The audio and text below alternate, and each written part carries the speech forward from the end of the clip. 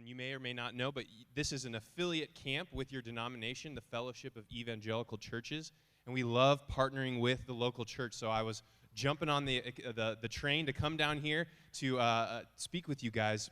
I have only been at Miracle Camp for 1 year as of September 1st, but I've been in camping ministry my entire life. My father, who actually just so happens to be the executive director at Miracle Camp now, felt a calling about 30 years ago from the corporate business world into camping ministry because he knew just how impactful it is for the kingdom of God. A Gallup poll done a few years ago in their survey showed that 80% of people who accept Christ do so before the age of 18, and 50% do so at a camp or conference center. So that can show you the impact that these camps and conference centers have. And I know that there are some of you, I won't ask you to raise your hands, but you have been impacted by a camp or conference center in your life, and you know just how important it is. There's just something powerful about going on retreat, going to a camp, and we call that the power of camp in the camping world. And that's for a number of reasons. The first one is you get to go away from your busy life, from phones, from computers, from work stress, all those things, relational problems, and you focus solely on God. And not only do you focus solely on God when you go out into a retreat, but you're in his beautiful creation. God isn't the creation, but he is reflected in his creation. And when you're in the deep, lush forests of Miracle Camp or by the freshwater lakes, you get to see him reflected in each and every corner of his beautiful creation. And number 3, the power of camp is so powerful because of the transforming relationships and community that you build there. Lifelong friendships can be formed at camp among your peers and with mentors who mentor you and teach you the way. When I was in junior high, I was down a dark path. I was headed down with the wrong crowd, and my parents moved us from California to Nebraska. And in that mom and pop camp that we worked there, the male staff there was probably the best male staff my dad has ever hired. And they took me under their wing, and they showed me that you can be funny and you can be cool and you can follow Christ with your whole heart, soul, mind, and strength. And that propelled me into full-time ministry as a missionary, as a pastor, and now working at Miracle Camp full-time. So there's just so much that goes on at camp, and it is beyond just summer camp. For campers, we have family camps, men retreats, ladies retreats. We have primetime retreats for those who are retired. There are so many people. We're not just talking about kids here. We're talking about everyone. It is powerful to go to camp and experience Christ in nature. So before I go into so many details, I want to just show you a video because this video is worth more than 1,000 words. So let's take a look.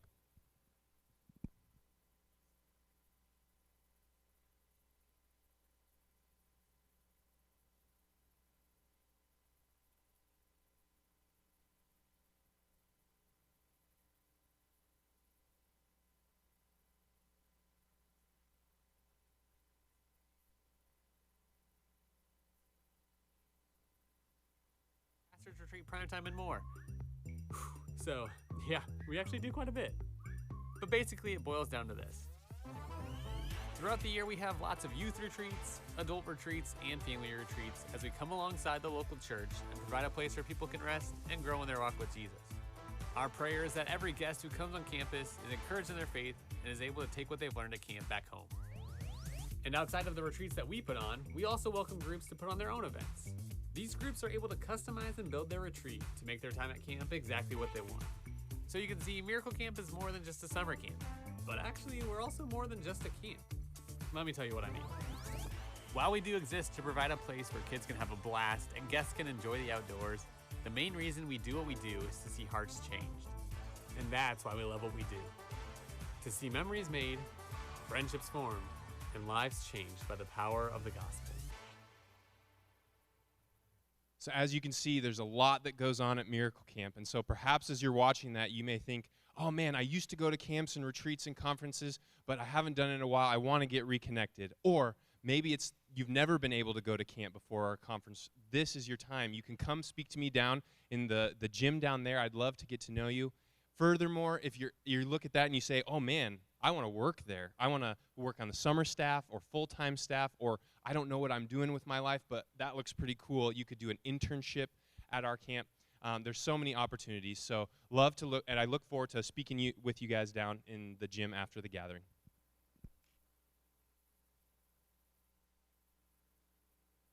Yeah, so please go check out his table down there. And as he was saying, that's the last part about people being able to go there. We've had so many of our students go and spend the summer there, just as soon as, like, no longer being able to go to actually be, like, at camp as campers, but going there to go and to pour into other students. And so that's been so much fun. There's so many opportunities, and I know that there's a thing called Man Camp that's there, and there's one room that is called the Bacon Room, and they just have tons of bacon in there all of the time. So that is enough reason to sign up and go for it as well. But please go check out and see how you can get your kids to camp, how you can get your family there. And it is absolutely beautiful there. We've been several times, and so would love for you to go learn more about how you can be part of that ministry as well. So right now I'm going to go ahead and invite Dan up, and he's going to kind of MC and take us on the rest of the way. So give it up for Dan. Oh, thank you. Surprised to give me a mic to just talk, not sing, right? So here at the Ascent, we have one major goal. Does anybody know what it is? Come on, somebody's got to know what this is. We're going to what? Bring us to Jesus, leading people into a growing relationship with Christ. That's what we want to do here. You know, before Jesus ascended to heaven, he left us with one thing. We call it the Great Commission, which is to lead all people to him in all nations, to make disciples in all nations. And so here we've talked about, and recently even Pastor Andrew talked about just the things we do here in our city, and we talk a lot about how we can reach our family and our friends and the people here and how we support the ministries here. But we wanted to bring another aspect of what that is here, and that's some missionaries that we know and love, and so I'd like to bring them up on stage, and these guys serve in various areas overseas in short-term missions and long-term missions, and so today we're just going to kind of do a little interview with them and hear their story, and I think it's going to be really powerful. I'm going to ask these guys to go ahead and do an introduction of themselves, so if you guys just tell us who you are and kind of how you got started in the area you're in, and maybe what your favorite thing to do is. I guess I'm going to start. Is that all right? Okay. So some of you I know. My name is Craig Smith. I'm a pastor at Northwoods over in Peoria, and been here several times, but I haven't been here yet this morning. I love your new place. 40 years ago, this fall season, I became a student at Monmouth College, so I'm dating myself there, but 40 years ago. So this a little bit like homecoming, because my wife is from Monmouth, and her family was from Galesburg, so anytime I come back this direction, I just feel like I'm coming home. So I'm a missions pastor at Northwoods, and really what that means is I train leaders to lead teams of people who take short-term trips to invest in ministry partnerships globally. And it's my joy to do that. One of my team leads, actually sitting right next to me here, Dave Murphy, is my most experienced team lead. I didn't have to do much training there, Dave, but I'm grateful for your partnership in ministry. My name is Dave Murphy. My wife is from Galesburg. That's my connection here. And I'm involved in doing mission trips at Northwoods for about 20 years. And we've been coming here for the last year. And so we're excited to be with you today. My name is John Parr. My connection here is through, I call him Dan, Pastor Dan, and his wife Chrissy. They were in our youth ministry when we were youth pastors in the Quad Cities, and then they were also a part of the church that we were at when we were in Monmouth. Me, my wife, and my daughter is sitting over here, Nancy and Sarah. We are missionaries in the Yucatan of Mexico, independent Christian missionaries. We've been there for 14 years now, and we come back to visit.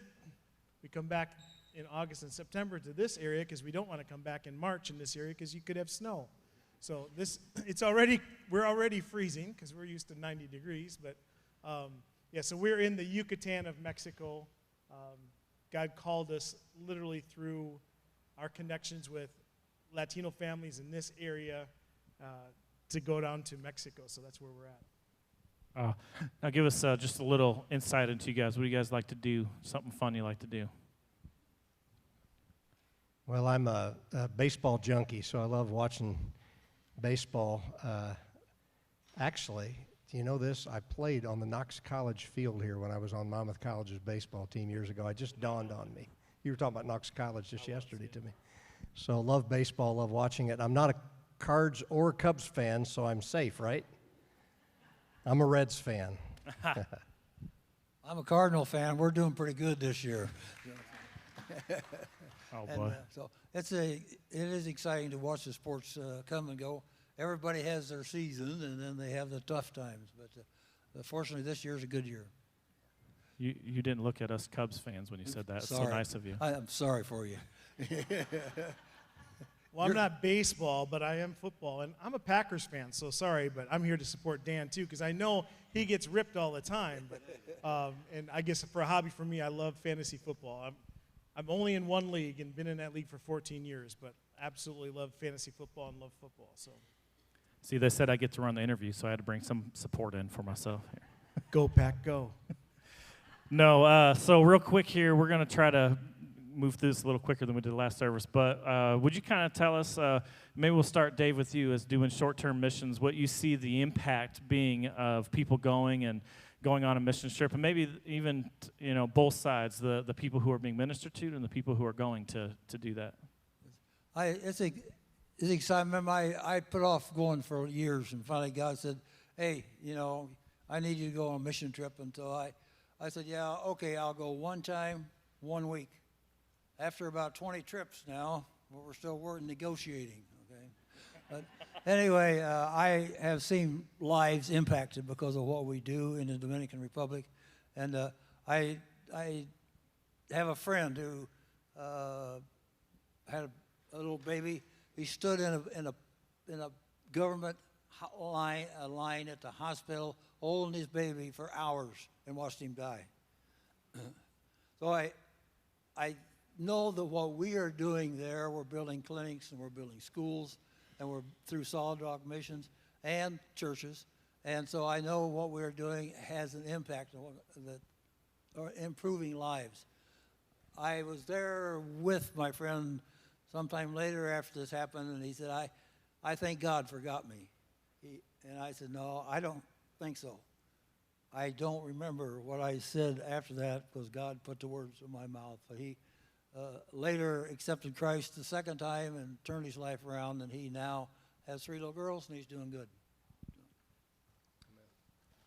Yeah, that's awesome. Dave, real quick before we go on, what do you think the impact is on somebody's heart? Like you just said, you're negotiating. It sounds like you're losing that negotiation with the Lord here, but what's the impact on somebody who takes a trip, For me or for for you or for anybody here who might be thinking about it? The excitement for me is now taking people there so they can experience this, and I can't explain it to you till you've been there. But once you go on a mission trip, where it's a permanent trip or where you're there for a week or a few days, you will be impacted because you interact with people. I'm often asked, why do you go there? We need mission work done here. Because it says in Matthew, God said we go to all nations. And so that means we take God's word everywhere. Okay. It's good, it's good. So John, what would you say the impact is with long-term missions, being planted somewhere? Well, one thing I'll say, short-term missions, I don't know any missionaries, if they didn't grow up on the mission field, went into missions without having gone on a short-term mission trip. I mean, I don't know anybody. So that impact is important. Then once you're there, you've made that commitment, you've got to realize that it is a commitment. And it should be long-term. When we moved to Mexico, we moved there in 2008. We sold our house. We gave away everything we had, and we moved with 6 suitcases. And that's not to pat ourselves on the back at all, but that's what God told us to do, to move. And when we got there, just like we did with other prior ministries, God told us, this is your home. People ask us, oh, are you excited to go home and see everybody? What are you talking about? I'm not going home. When we come back to the States, we are visiting. our home is Mexico. And so for us, that's the important thing, is long-term is building those relationships, those connections with the people, for them to know, hey, you're not just going to come here for a short while and then leave, but you're here for the long haul. You know, people ask us, well, when do you think you'll come back to the States? And I'm like, never. I mean, unless God specifically tells us, we're there for the long haul. Our daughter's getting married in February. She's probably in a couple of years, we're going to have some grandkids. Again, we're there for the long haul. We've planted ourselves where God has called us to be. And long term, that's what I think it takes. You know, if Pastor Andrew, Pastor Jeremy, and Pastor Dan are like, okay, we're going to be with you guys for 5 years, and then we're gone, that doesn't help you at all. And it doesn't help when we do missions. Short terms is important. Long terms is there. Short terms plants the seed. Long term is there to water and to see harvest. You know, and so we've committed ourselves to relationship. And so not everybody is called to long term, and we understand that. But everybody is called. Yeah, so I'm here to represent also the Fellowship Evangelical Churches. I'm part of an international missions board there. And this is true. Some go vocationally. I mean, they're called to it, and they go and they plant themselves where God has for them, and that's where they're at in their lives. So some go vocationally.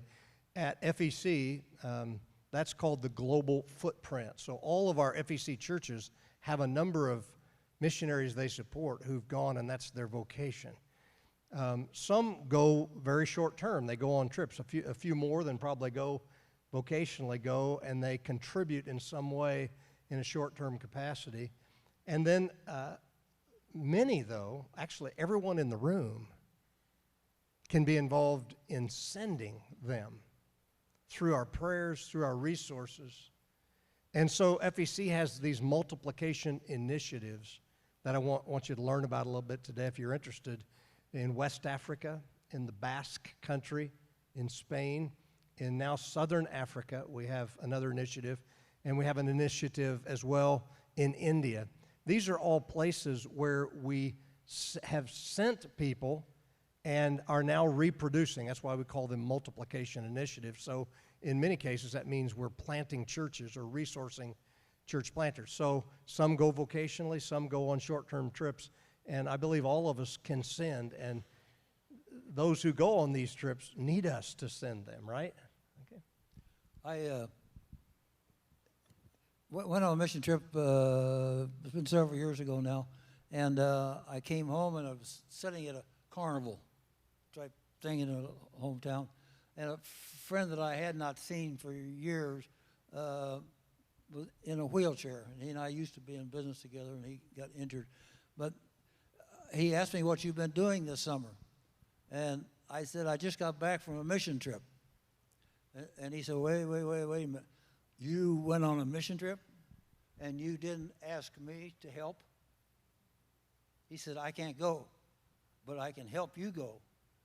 I cannot be blessed financially or through God if you don't ask me to help you. So it is important to, if you plan on going on a mission trip, do not feel guilty about asking people to finance you. People are willing to finance you if you will ask, okay? Because so they can be blessed also. Yeah, that's good. I think one of the things we talked about last service that didn't quite come up that I really liked that both Craig and John you talked about was when in long-term missions you have the chance to plant the seed and water it and see people in a place kind of rise up and start to do the ministry and carry that ministry themselves. But that takes a lot of time and connecting and relationship building, and doesn't happen overnight. And so that's pretty awesome. The next thing, I guess, just to kind of give us an idea of what it's like on the various fields and places where you guys are ministering, what's the greatest need, would you say, of the people in the area that you're ministering in? Let's start with John. The reality of it is, it's helping people see from a different perspective, changing their mindset. Mexico is a very Catholic-dominated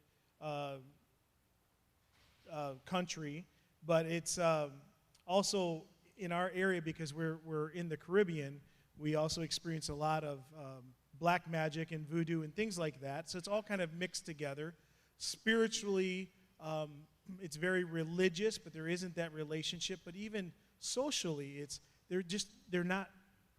hasn't been a very relational type culture. Everybody is to themselves, and if you're not part of that family, then you don't interact. Unlike here, when we lived here, we'd get together with different families for different functions and get-togethers, and down there, it's just families, not other, anybody outside their family. And so when we went there, one of the things that we really felt that we were supposed to do is to help people to connect with one another and us connect with the people, and then obviously out of that, help them connect with God in a way that wasn't so religious. It was a relationship, and to understand how important those relationships are. And one of the things that God really opened up the door for us to do, and another aspect that we see is a need, was through education. Now, neither one of us are certified teachers, and I wasn't going to be teaching, I didn't think I'd be teaching in any type of a school setting, but we started having English classes at our house, at our community center, because we are just outside of Cancun, so there's a lot of tourism that's there. I mean, I'm sure some of you have been there. And so if they can speak English or even a little bit of English, that helps them to get a better job. So we started doing that, and that was kind of our foot in the door of their lives, and to be able to do that. And after doing that for 5-6 years, a junior high then started in our colonial. And the parents of those kids that we had been teaching English to, and some of those adults, came to us and said, would you teach English at this junior high? And then they went to the director and said, we want him to teach English at this junior high. And so God's opened up the door for me to be at the junior high. I've been there. I'm the only teacher that's been there from the day it opened, to be there on a volunteer basis to teach English. But the reality of it is, English is secondary. I'm teaching these young people to live lives of integrity, to make smart choices, to think differently, to change their mindset. They've been told they can't do anything. There's no future for them. There's no hope for them. And I said, yes, there is. You just have to get in touch with the one that's going to give you that hope and begin to tap into the talents and giftings he's given you. And so just changing that mindset, it's both a physical and a spiritual mindset, but it's changing it from you're worthless to you have worth. And that applies both naturally and spiritually. So.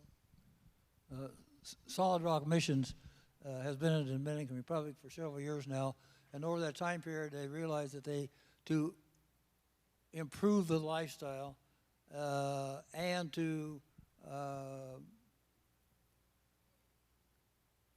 get them hooked up with the church also, which was the main goal in the beginning. But also, they need to have education, and they need to have health services. Okay, they can't take care of all their needs with it if they don't have all three. The area where the Solid Rock has been over the years, you can see the improvement in the neighborhoods. The average person in the Dominican Republic makes about laborer makes about $6 to $8 a day. The difference in the Dominican Republic and in Haiti is in Haiti they still have food lines. In the Dominican Republic, they can earn enough money, and usually they earn enough money to buy food for one day. So each morning they get up, and their goal for that day is to earn enough money to pay for food for their family for that day. Okay, and so it's important that we keep going there, because just us going there help educate and help the people, encourage them for more and more why it improves their lifestyles. I would say the biggest need in the multiplication initiatives that I shared with you about earlier is just simply the need to plant churches. If we can establish reproducing churches in places globally, then we can reproduce what's happening right here in the Ascent Church, but in another place. So if we can raise up, train, and resource, at least initially resource a church planter to deploy, say, to India, a place in India, or to the places in Africa where we have partnership, I would say we're meeting the biggest need by reproducing and planting churches. Awesome. We have just about 6 minutes left here, so I wonder if each of you could just share kind of a quick story from your place of ministry, just something that would be encouraging with all of us. When we start telling stories, hello. When we start telling stories, all three of us could talk all day. My first mission trip to the Dominican Republic, we were working on a school way out in the hills, okay? And at recess time, these kids come running out, and they said, I started talking to them. I don't speak Spanish, they don't speak English, okay? So we were talking back and forth, getting no place. So finally I said, okie dokie. They thought my name was Okie Dokie. So they went around telling everybody in the neighborhood that Okie Dokie's over there. You know, we were going to see Okie Dokie. Somebody in between services this story, and it's one that sticks with me and always challenges me. When we first moved into the Colonial, there was a young boy. He's actually our daughter's age, so he's not a young boy anymore. But we were walking, and I bought him a soda, and we were walking and talking. And he asked me, he said, Pastor John, he says, have you been down to the end of the Colonial? And at this time, we have our main road of our Colonial is paved. All the side roads are not. And at this time, even less of the main road was paved. And I had been down there a few times. And he said, have you been down to the end?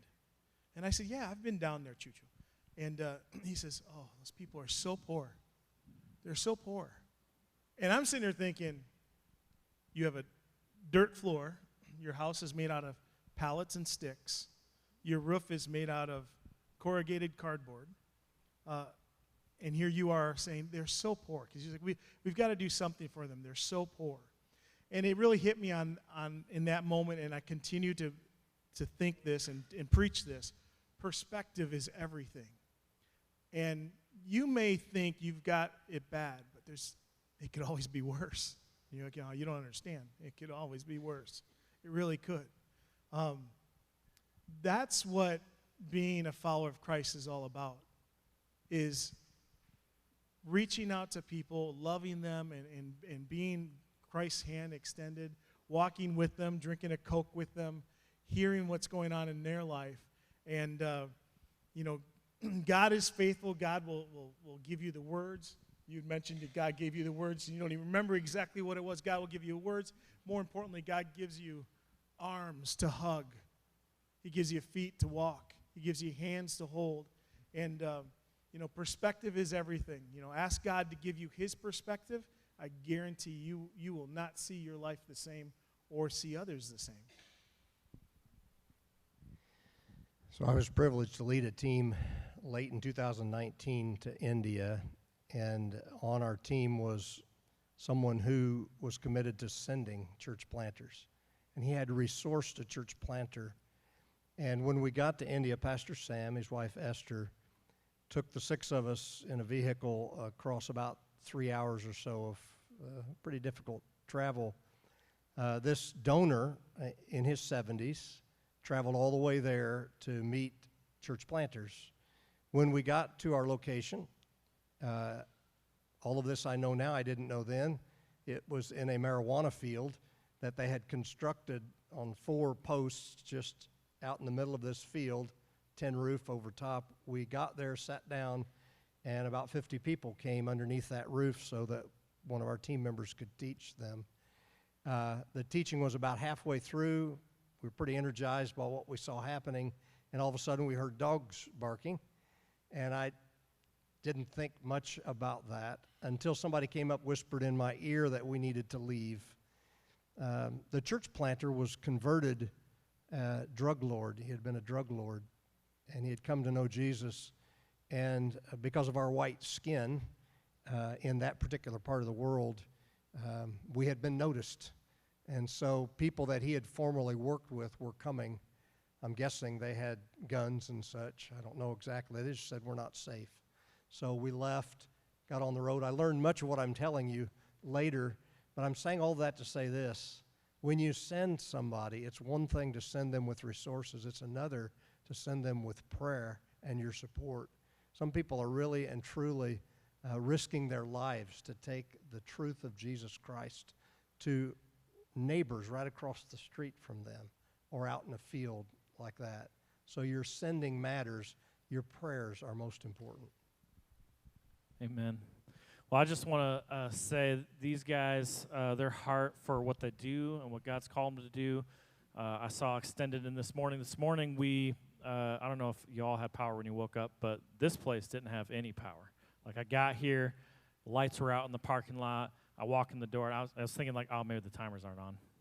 Nope, no power. And so I called these guys to say, hey, I don't know if we'll be able to do service. I don't know if we're going to be able to do second or service, or if we're going to have to cancel altogether. Just thinking I'd try to catch them before they drove here. Many of them had a long drive, and all of them said, no, we're still going to come so that we have the chance to share if the opportunity is there. And so that just told me their heart. They really want to share what God's doing, and God really wanted to speak to us today. But can we give them a hand? That's awesome.